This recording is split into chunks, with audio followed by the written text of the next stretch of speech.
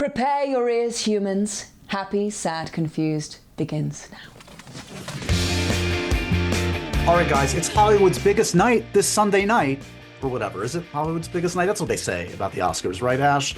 Yes. Sunday night for movie nerds like us. It is a big night. It's a big night every year. Also, a big deal around these parts is Ash Crossan, my friend, my colleague. She is a fellow microphone holder. You've seen her in Hall H, moderating all the big stuff.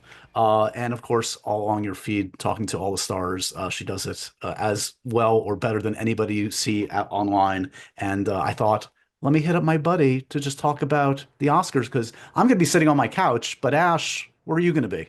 I will be on the red carpet. She's a big deal if you didn't know. Oh You're covering for Hollywood Reporter, no less, big outlet. Yes. Very exciting. Honestly, I mean, you and I have done a lot of carpets. I've only done the Oscars one other time, and it was when I was a production assistant at Entertainment Tonight. So it kind of feels like a huge full circle moment to be there. Yeah, that's awesome.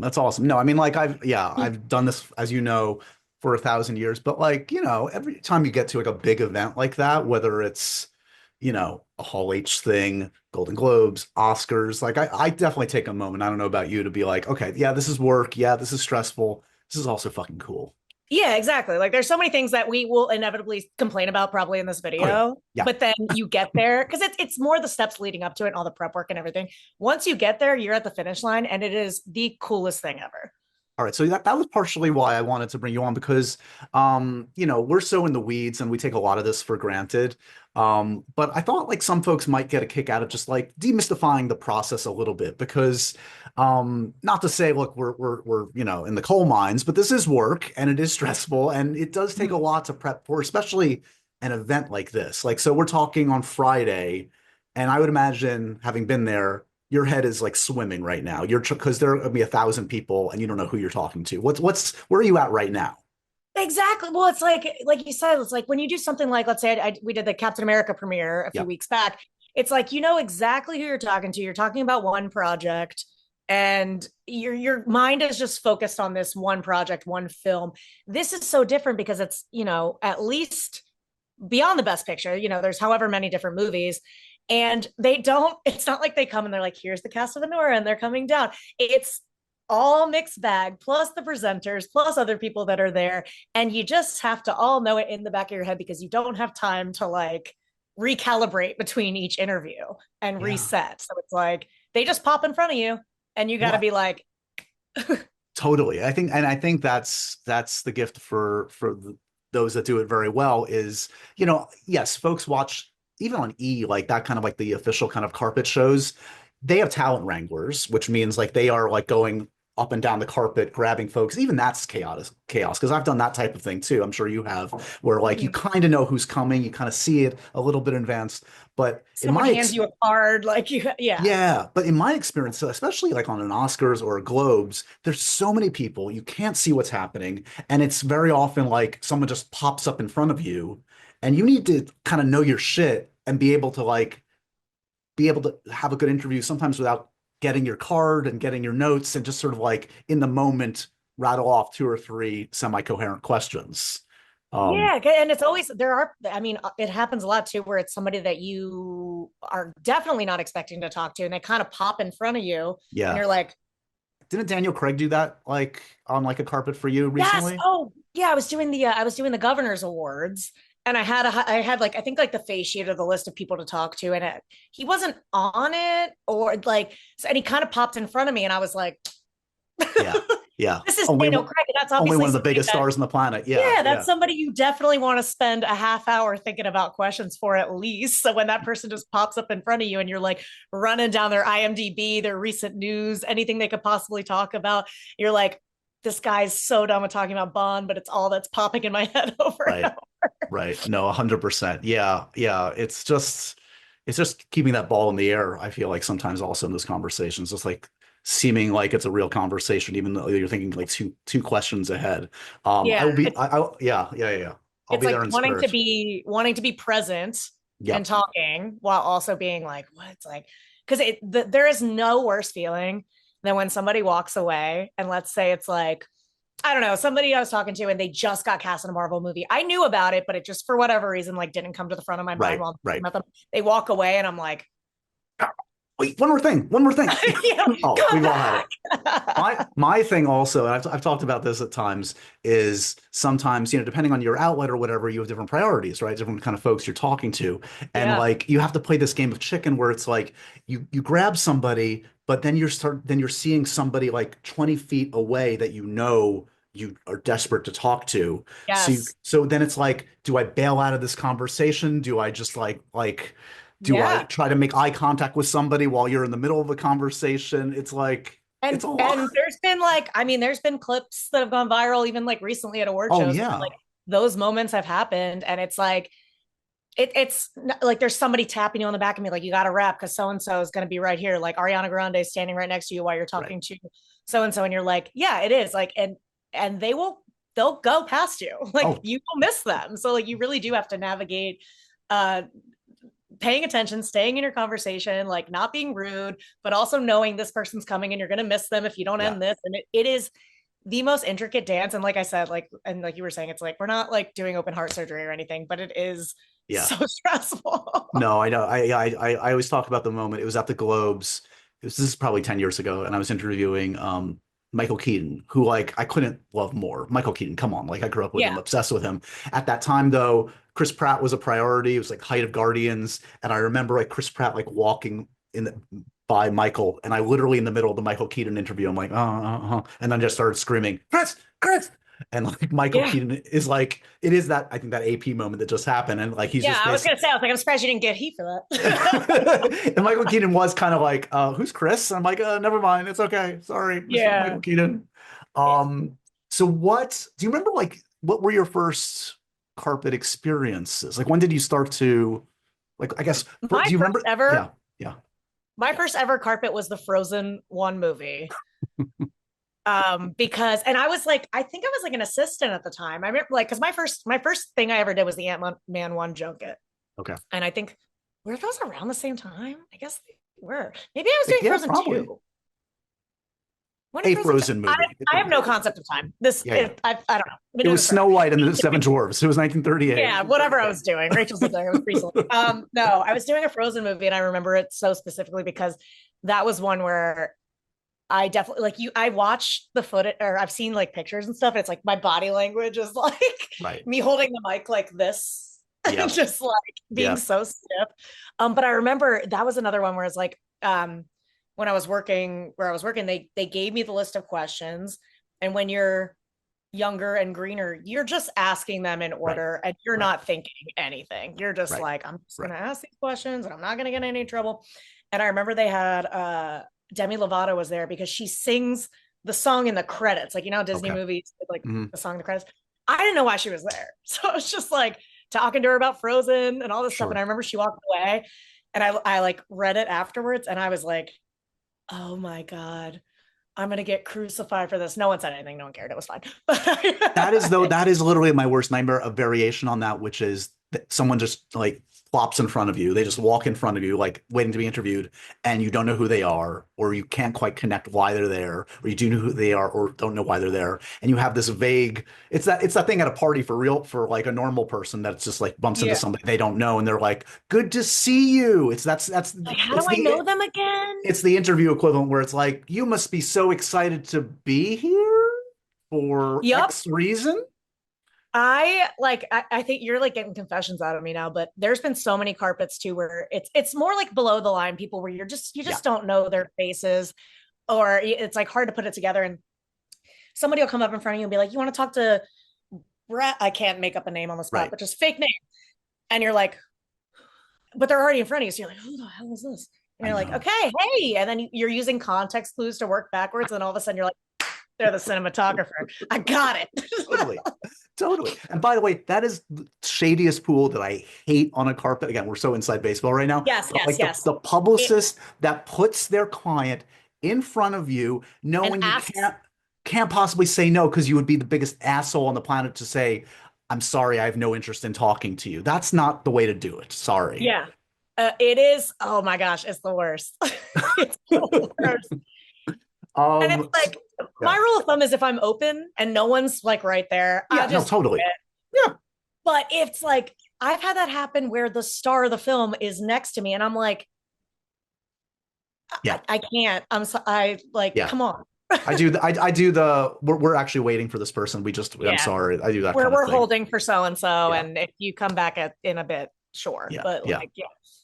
Yeah. I've become more of an asshole in my later years. I'm a little more cut and dry about it. But yeah. It's like, and also like, just to make the point of like, that's not for me like disrespecting the people I'm talking to. They're usually No. actually the most interesting people in the movies to talk to.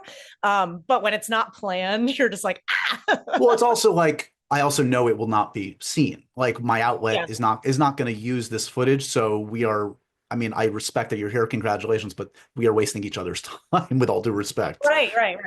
Good point. So okay, so as you start to get into the prep for this Sunday, do you already have in your head, or are you starting to like prioritize in your head like who the ones that you're going to be really looking out for? Well, here's the thing too, is like with the Oscars, you know this, it's the end of the road of award season, right? It's like the dead last thing. There's no more movie promo for these people to do. Yeah. So it's like, not that talking about the movie is, but it's like you really don't talk about the film at this point. You don't talk about the making of the film. Yeah. That kind of, the campaign is over. Yeah. So it's like a mix of coming up with fun things to do.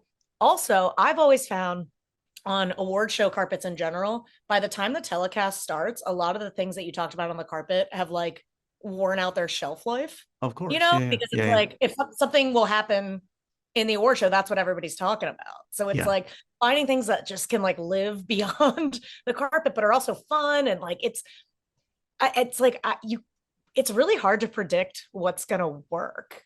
Yeah. And it's, for me, it's more just like knowing the storylines to follow, because there's also hundreds of people that are going to come and walk. I'm not talking to all of them. I'm talking to kind of a dice roll of 12 people of exactly. Really. Yeah.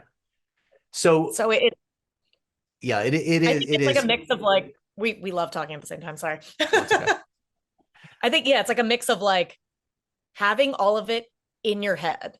Yep. Plus having an idea of where you want the conversation to go, but like the ability to pivot, which is like kind of our whole job. But that's all I'm right now. That is literally the job. Like as far as I'm concerned, especially on a carpet, like junkets and sit down interviews can be a little more structured. You're a little bit more in control, but a carpet is really about having a game plan and being willing to throw it all away because someone brought their mom with them next to them, or some weird sound went off behind you. Like you have to, if you're not in the moment, they can put a robot out there with an index card. Like what's the point? Agreed. I totally agree with that. Yeah. So, okay. So let's get into 2025 Oscars. Cause so we probably all we each have our favorites. We have our storylines we've been following. What are we thinking? Just generally speaking, do you have a vibe? What's your vibe check on 2025? What's going to be the big movie of the night that we're going to be talking about? Am I wrong to say that this year has been very strange? And like, it kind of feels like a conclave leading up to the Oscars, because every time I think, it was like Amelia Perez seemed like it was going to be, especially after the Globes, like the big front runner. And then there was a lot of things that happened. Carla. Yep. Carla. Oh boy, Carla. She's going, and I'm surprised. And I honestly wouldn't even be surprised if she did interviews. I just don't think she has anything to lose at this point. What does she have to lose? She will definitely do interviews. Yeah. You have to be, that's one to be prepared for. How do you handle that one? Yeah, no, I'm prepping for it. So I feel like that it seems like everyone's kind of leaning towards Anora being the best picture winner. It seems like that's the one that's like all the pundits are talking about, but in my heart of hearts, in my instinct is saying it's Conclave for best picture. It feels like that's the dark horse. If you want to be a little riskier. I like to be risky. I like a dark horse to win. Yeah. And we're going to kind of like go back and forth between predictions, and if you want to put in any of your personal preferences, feel free. I'm not shy about mine. Like, although I mean, honestly, I like most of the best picture nominees. And Conclave is a weird one for me. It's like I really love Conclave. I also acknowledge that it's essentially like a highbrow Da Vinci Code movie. It's not. It's a very pulpy, silly, absurd movie. that I find I don't know. It's so. like Bravo with Popes. I loved it. Oh, no, I loved it. It's probably the most rewatchable movie of 2024 for me. I would Yeah. not be sad to see it win. Just think it's an odd movie to win. That being said, Honora is kind of an odd movie to win. I mean, but what's odd anymore? I mean, like I feel like all the rules are out the window the last few years on the kinds of Yeah. movies that are nominated. Mhm. I mean, I remember when I saw The Substance, I was like, this is for me. I like this. This is fucked up. But there's no way in hell Demi Moore is going to be nominated. And now look, Demi Moore is probably going Yeah. to win. Is probably going to win, I think she's gonna win for right? sure. And I love Um, that. yeah. Although, yeah, that one feels like the Demi Moore 70%, Mikey Madison 30% kind of a thing. If you're going a little, because she just won the BAFTA, maybe. I don't know. I don't know these things. No one knows. No one knows. And This is what apparently no one's watching them. Apparently, according to Twitter, and what I've read, no one's even watching the movies. Oh, like those like anonymous Oscar ballots. Yeah. Yeah. Yeah. I have this very love-hate relationship with the Oscar prognostication game because I mean, look, we both know a lot of these people. We like a lot of these people. Mhm. We hang out with them at parties and stuff. I also think it's just so silly because it's like in the end, I can go down the list essentially and like look at the percentages and probably predict it just as well as anybody because Right. it's a moving target. That being said, some of the acting categories I feel like are pretty solid. Like if Kieran Culkin doesn't win supporting actor, that's going to be strange. Yeah. I love that I mean, I wish I knew who tweeted this. It just cracked me up. But it was somebody who was like, it's like Jeremy Strong and Kieran being against each other. Yeah. And Jeremy's the one that like is like preps like it's like, and Kieran just seems like he just like Oh, stumbled on God. set and just nailed it. He's like, I didn't write a speech anyway, but like, oh God, he's so good in that movie. Yeah, we can count on two things. We can count on Kieran Culkin winning and him wearing a lot of bracelets. It's going to be, Yes. yeah, it'll be fun. Yeah, we just need to watch Jeremy Strong's face in that multi-camera thing I when he always wins. I always love that part. I want to see somebody just be like, Yeah, you want the reality. yeah, yeah. That'll be real if there's an upset. So, okay, like supporting actress, for instance, if Zoe Saldana doesn't win, she's going to have to use all her power not to make a face because she's been winning every single award. And if she doesn't win, you kind of have to say it's Carla Sofia Gascon and what happened there that took her down, probably. Yeah. Yeah. I one day they're going to talk about how they actually feel about that whole thing. And I just can't wait to read it. But I Yeah, would say for that one, yeah, and I know this is like my personal bias yeah. weighing in. That's I okay. would love to see Ariana Grande take home an award this season. And I would like to see it for that. Like, I thought she was just so good and captivating in Yeah, Wicked. And I I have feel to like she, say, I agree, and I came at it. Look, I'm not the biggest Ariana Grande expert. I mean, I knew who she was, but it really wasn't that familiar. Certainly hadn't seen her act. And the first time I saw the movie, I was like, I think I hate this person. And I was like, oh wait, that's the point. This character yeah, I'm supposed to hate. And then like she actually did a great job. I saw it again, and also, frankly, I've been listening and watching interviews. She's kind of awesome. Like she seems like a yeah, really smart, interesting, self-aware person. I love Um, her. yeah. Yeah, yeah. Okay, so let's see. Let's get the other. You know who I wouldn't mind see. I don't know if you were a fan, but I really liked Monica Barbaro in A Complete Unknown. I thought she was She, excellent. Yeah. uh, yeah, I think Um, I think she was the best part of the movie. she was and she apparently had no professional singing experience. Like degree Yeah, of difficulty, crazy. I thought she was Um, incredible. do you have a favorite? So we talked Best Actress. We both think Demi's gonna win. Is Yeah, that I think she is. And if she doesn't, I would see it being Mikey. I don't know. A lot of people are talking about Fernanda Torres. That movie's like, yeah. I don't know. I don't know. I Yeah, can't tell if it's like she's actually a front runner. She just has a huge support fan that base. that I'm trying that to put it online, so I don't know. No, I know. Same. We're both in the weeds. Like that could be like that would be a major upset, but it's not. Certainly, I think Mikey is probably in second there, and Fernanda, if you want to really play the odds and make a lot of money, Fernanda Torres is your best bet there. Should we do? Let's see. Do we have one more? Oh, we have Best Actor. Okay, so this is. So I take it you weren't the biggest. You're not gonna say no to Timmy Chalamet showing up in front of you, but you liked No, Monica's no, no. performance. You're like, I no, love no, I Timothy love him. Chalamet. I For the don't need record. Club Chalamet coming No, at me. no, no. I'm trying to I help you love out. Timothy Okay, for the Chalamet. record, she loves Timothy Chalamet. So do I. I honestly think I would rather have him seen nominated there with Dune, but Yeah, I yeah, yeah, just yeah. um So you think Adrian Brody? I think it's gotta be Adrian. Like I don't even know if anyone else is that close in the conversation, to be honest. I Yeah, thought Sebastian Stan was brilliant in The Apprentice. I do. I mean, that's one of the cases where I think he could win, but it's kind of like the reward is just being nominated and him now at this new status, which I'm so happy for, like the way he's kind of like broken out of, preconceived notions about where he was in Marvel, and now that he's like had these two amazing performances. I also Yeah. think it's crazy that Rafe Fiennes doesn't have an Oscar by now. It's not this isn't the right time or role, but Yeah, it I is th- still crazy. Yeah. I agree. Like I love Conclave. I don't think it's I mean, he deserves an Oscar, but yeah, I don't think this is his best Yeah. thing. Yeah. And then okay, so then more generally, Conan hosting, just from a show perspective, I'm psyched on that front. I think I'm Conan, psyched on that. right? Um, Yes. we have some music thumbs up on Conan. Musical performances. We know it sounds like Ariana and Cynthia are gonna be singing some Wicked. That's a smart They're, move. they're doing some Wicked. I love that. Yeah, Yeah. it's weird they're not doing all the original songs this year. Yeah. If you were an original song, if you're Diane Warren or whatever, and like the Wicked song that can't be nominated gets a performance and your song doesn't, you're pissed off. Sorry for my Yeah, that's sirens. true. Yeah. Because I'm looking at the songs, I can kind of see why they're not doing it. Oh yeah, the songs are not the strongest this year, with all due respect. Yeah, yeah, I kind of Yeah, agree with you. yeah, I yeah. will say I wasn't the biggest Amelia Perez fan, which I think is fine to say now, but I was thinking that I the whole think time. you're now in the majority. Um, but that El Ma song is awesome. The Is one that Elmo is that the one? Which sequence is that? I can't remember. that's the one where Zoe's like on the Oh tables. yeah, it is pretty cool. That's a pretty good The, song. also like it's the choreography in that and the beginning for Zoe. It's like we know she's got the chops from center stage. Like she's got it Mhm. down. You know. Yeah, I Yeah. mean, yeah.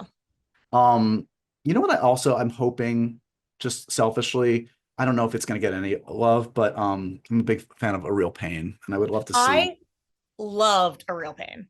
I mean, I know we know Kieran's gonna get his, but I guess what I'm thinking more is original screenplay would be I awesome to was see Jesse I was Eisenberg, but just looking at that. I would love to see like Jesse get that too. yeah. So I'm thinking now, I'm looking at all the talent. I'm trying to decide who I want to see with you on the carpet right now. Let's see. I want to Oh, see you talk. I haven't done Cynthia or Ariana this entire award season. It's time. So I would love, and I know like some people are like, oh, like want them to like do separate interviews at this point. I'm like, no, I haven't gotten them together yet. I want them together.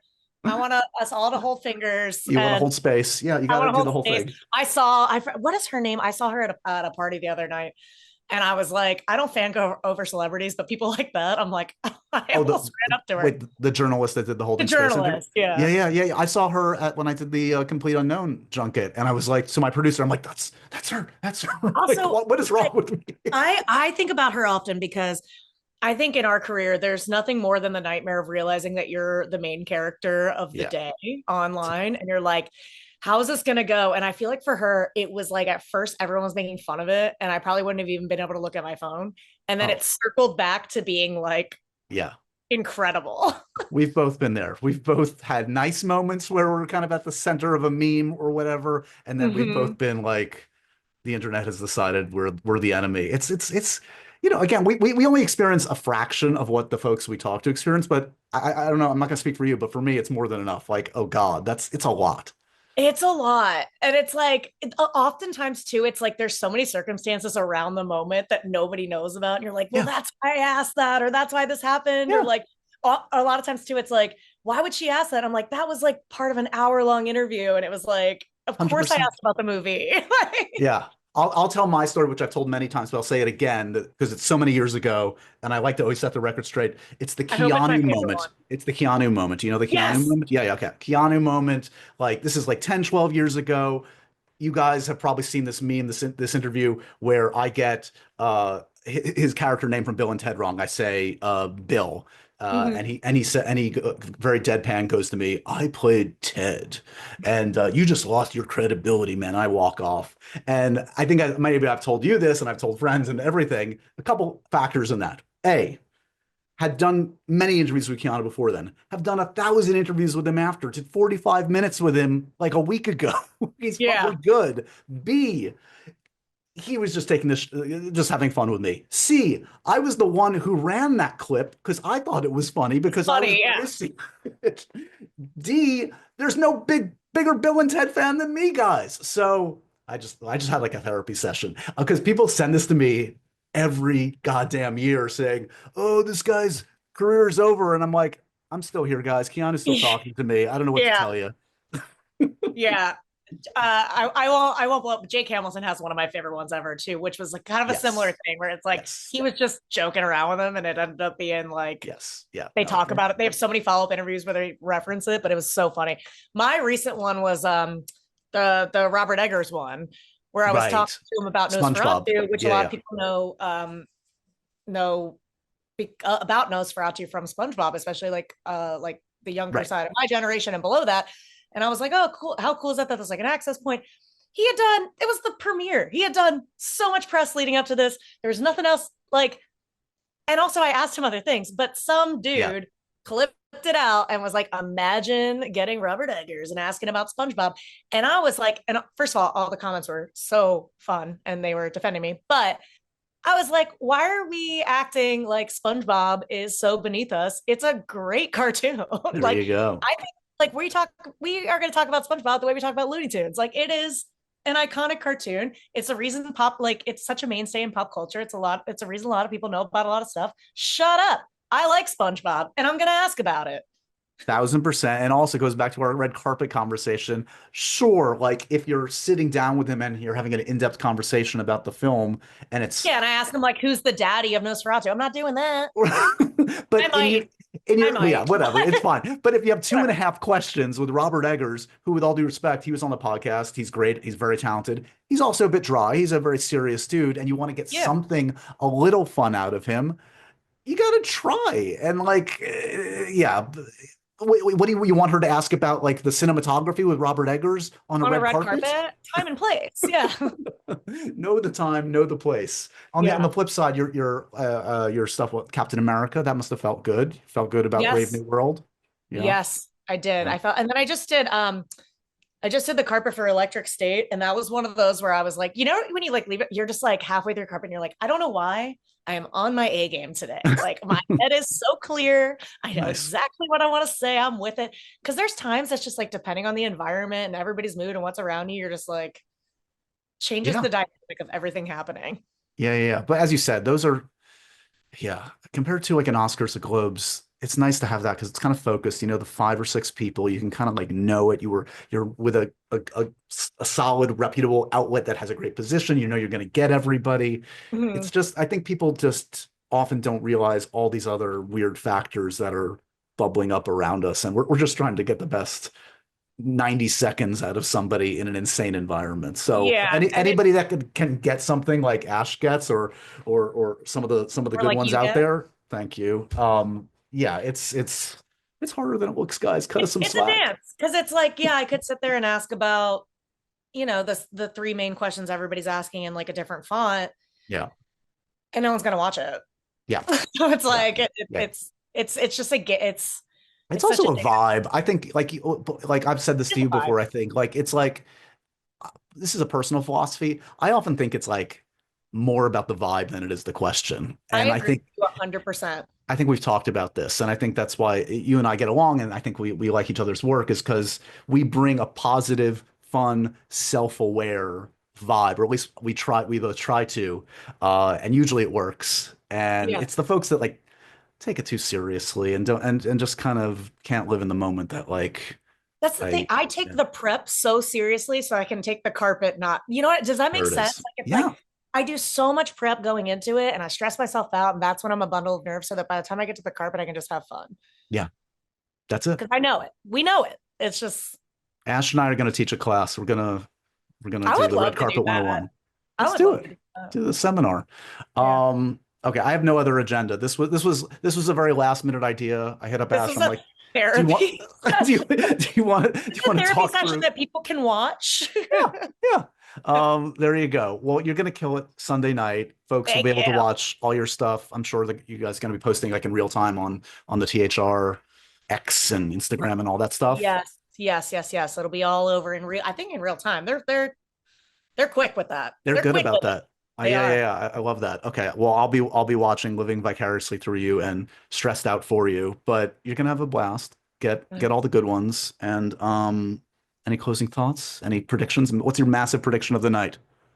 Oh, I think something really out of pocket is going to happen. Keep it interesting. Okay. Yeah, I think something weird is going to happen. I mean, I know everyone's probably going to go up and make some. I don't know. I don't know. I think something out of pocket's going to happen, and I hope Okay. it does Okay. because it Me makes it too. fun. Me too. Me too. All right. Ash Crossan, follow her. Is Ash Crossan the handle everywhere? Yeah, it is, right? Ash Cross, and I have got an underscore in there for Instagram because someone took it, and I've DM'd her many times over the years. So she doesn't post. She doesn't have the account. She doesn't use it. I'm like, Just come on, sitting Ash. on it. She's just sitting on it. What a jerk. All right. Yeah, how dare she? Have a blast Sunday night. We'll connect in person soon. And thanks for doing this today. Yeah, see you in the group text. We have one. We do. We do. That's where the real secrets are. That's where the real secrets are. Talk of the town. And so ends another edition of Happy, Sad, Confused. Remember to review, rate, and subscribe to this show on iTunes or wherever you get your podcasts. I'm a big podcast person. I'm Daisy Ridley, and I definitely wasn't pressured to do this by Josh.